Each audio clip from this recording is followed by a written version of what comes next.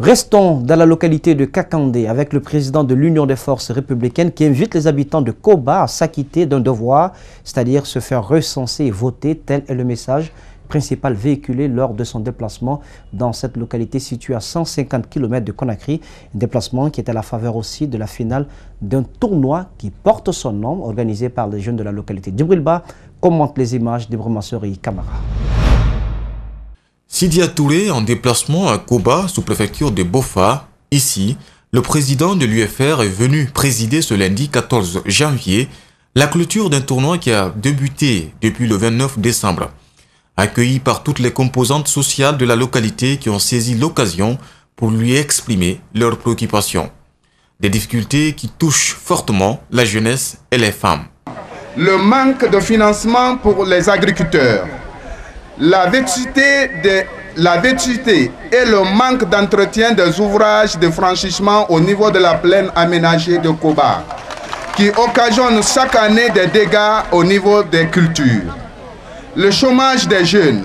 Le président de l'Union des forces républicaines soutient que pour trouver des remèdes à ces maux, les habitants doivent accomplir leur devoir électoral.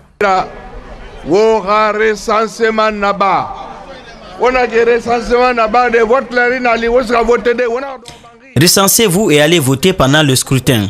Vous n'avancez pas parce que rien ne va dans le pays. C'est votre bulletin de vote qui peut changer tout ça. Koba, lieu où sont regroupées de nombreuses ethnies, sa population est de 51 111 habitants. Ses activités principales sont entre autres l'agriculture, l'élevage, la pêche et l'artisanat. Toujours à Kakandé avec la société minière de Boké qui voit le secours du football féminin guinéen. Ce lundi, cette société a procédé à la remise d'un lot sportif à certaines équipes féminines. Ce don composé de maillots, de ballons et une prise en charge scolaire. Les images d'Amara Alexila sont commentées par Idrissa Barry. En offrant ces équipements sportifs, les responsables de la société minière de Boké veulent encourager la jeune fille guinéenne à la pratique du sport. Parallèlement au football, ce projet fera un suivi et un accompagnement scolaire des jeunes filles sélectionnées. Il y avait les filles parmi nous qui étudiaient dans les écoles publiques. Maintenant, aujourd'hui, elles sont toutes dans les écoles privées. Et puis c'est la fondation qui paye ça. Aujourd'hui, on est tellement nombreuses qu'on ne peut pas prendre toutes les filles. Parce que moi-même, personnellement, je m'entraîne avec eux, je prends du plaisir avec ces filles-là pour les encourager, pour qu'au moins demain, eux aussi puissent s'en sortir, devenir quelque chose demain. Au début, c'était pour que les SLB commencent à nous encourager dans notre projet et puis voir d'autres investisseurs qui viennent dans le pays parce qu'il s'agit des jeunes filles. L'objectif que vise ce projet est de contribuer au développement du football féminin à travers la formation sportive et scolaire des jeunes footballeuses. Il vise également à contribuer au renforcement des capacités scolaires, universitaires et post-universitaires. Il s'agit surtout d'offrir une seconde chance aux sportifs déscolarisés. Une initiative à laquelle le géant minier qui œuvre dans la région de Boké a voulu s'associer. Nous avons autour d'une table monté ce projet-là. Il fallait qu'on trouve une zone et un endroit qui répondent aussi à nos critères, c'est-à-dire avoir des jeunes filles qui soient déjà engagées dans une académie de football. J'invite des académies dans la région de Boké aussi, et vous le savez, nous supportons le Wakria et la formation des jeunes gens du Wakria athlétique. Maintenant, c'est un projet qu'on pourra répliquer ici, ailleurs, dans d'autres régions, pas uniquement la région de Boké. Pour les initiateurs de ce projet Foot for Change, le sport est un véritable outil de compétence qui dépasse largement le cadre sportif. Malgré quelques initiatives, notamment le forum de la CAF sur le football féminin tenu en mars 2018 au Maroc, le sport féminin en Afrique est largement en retard et selon le président de la CAF, le football féminin souffre des mêmes réalités que le foot masculin.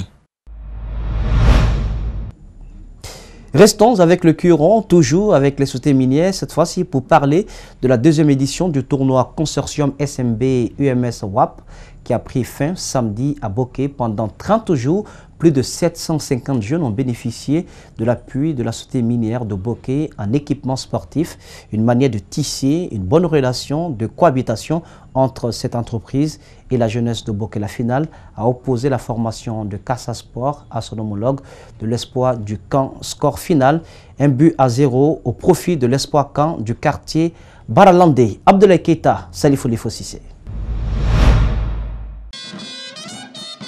Cette compétition sportive, en sa deuxième édition, a démarré le 15 décembre 2018.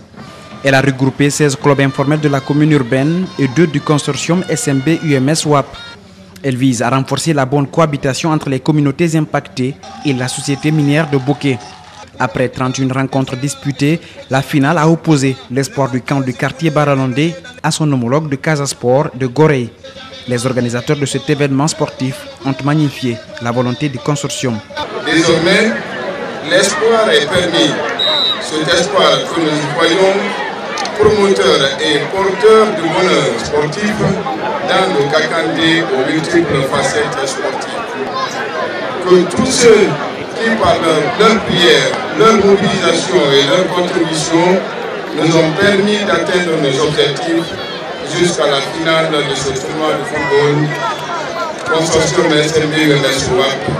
Satisfait de la manière organisationnelle, le représentant du consortium auprès des communautés a félicité le sous-district communal de football de Bokeh pour son implication pour le développement du football à la base.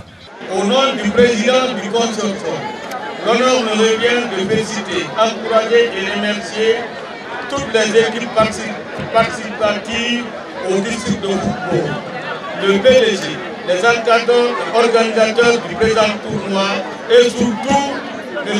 Boumoua et son équipe. Le consortium s'engage désormais à œuvrer chaque année pour ce genre de compétition dans la ville de Bokeh pour être plus près des jeunes.